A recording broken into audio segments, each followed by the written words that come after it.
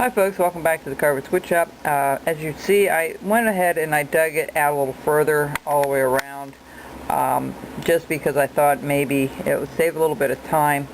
But you can dig this out to give it more depth. That is entirely up to you. There's no right or wrong way of doing that. But what we did is I outlined everything with a knife beforehand because it would be a little easier for me to do that with you today. Sorry for the background noise that you hear. I have the air conditioners and fans going. It's been a hot 90-degree plus day again today in PA, so we've had some violent storms here a couple of days ago, and a lot of the community was still cleaning up from that. But that's why you're hearing all the noise in the background. What we're going to do here is we're going to continue on with the arms. So what I did was I put a stop cut. I followed that all the way around the line, all the way out and around. And all I'm going to do now is I'm going to just chop, start cutting some of this out with the tip of my knife. Here, there we go.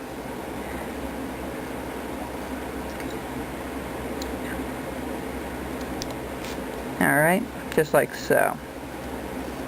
Alright, just so we know where the lines go. I also redid the candy cane, so we're going to just try to take the knife there and cut that out as well, just like so. You have to be kind of mindful how the grain is running. You don't want to tear anything out because you're giving it the illusion that it's deeper than what it is. This is a nice little project for beginners, if you want to do a couple of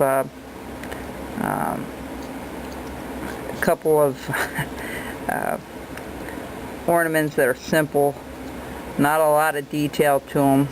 This is a nice way of doing it.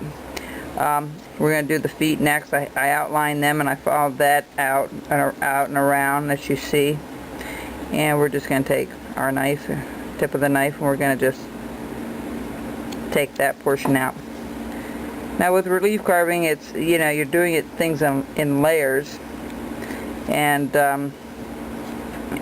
not so much the actual depth of your piece. Alright, the candy cane is there, so we have that little stick there that we need to cut out.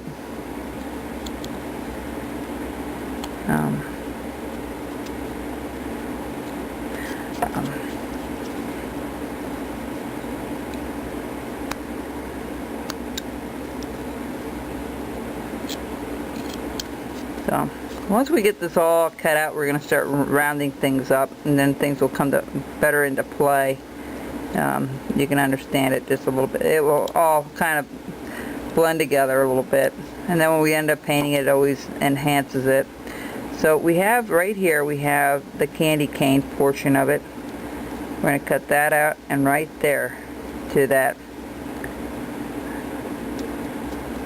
Okay, we're going to cut this out up here.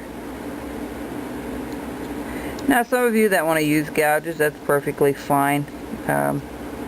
Occasionally I do use them just to get sometimes it makes things a little easier than with a knife, but like I've always been saying, I enjoy doing everything with a knife if at all possible. I prefer that over any gouge or anything else. One of the reasons I like it is because you can take it with you. If you're going away, or you don't have to pack a bunch of tools with you. You just take your knife with you, and you're ready to go with it. So we're just gonna get that out a little bit. We're gonna follow that line down a little bit too, just like so. And this needs to be rounded down here a little bit. So let's do that now. It came out already on its own. There we go.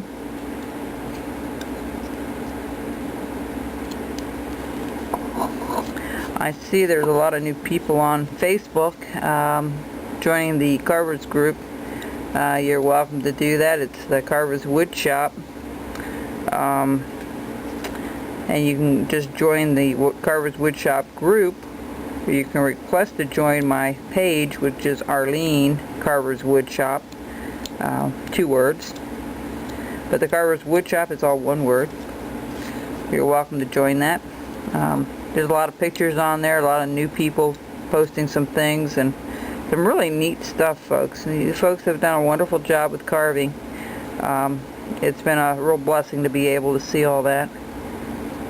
And for you folks taking the time to post it, I appreciate that, I really do. It means a lot to me.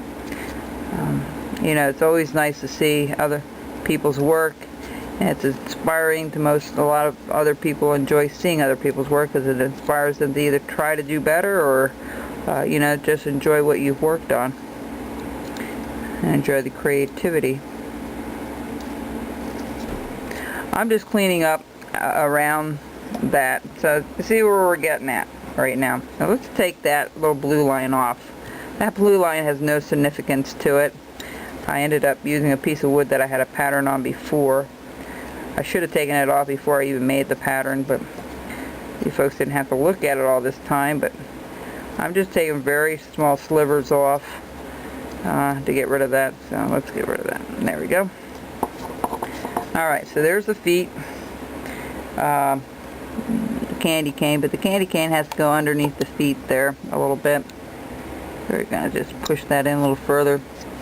And I'm going to round off his arms right now. Okay, just going to round off his arms. And just like so.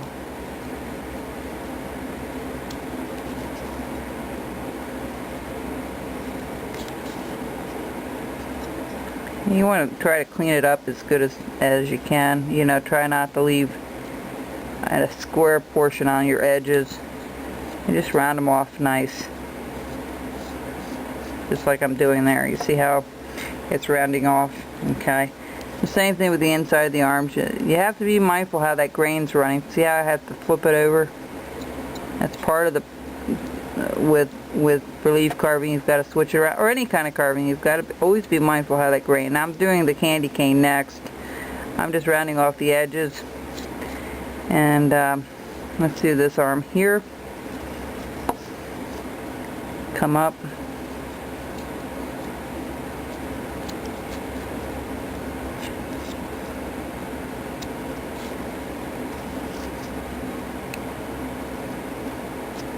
Alright, right here, we're going to do his face next. We'll be right back. Let me finish up first with this here.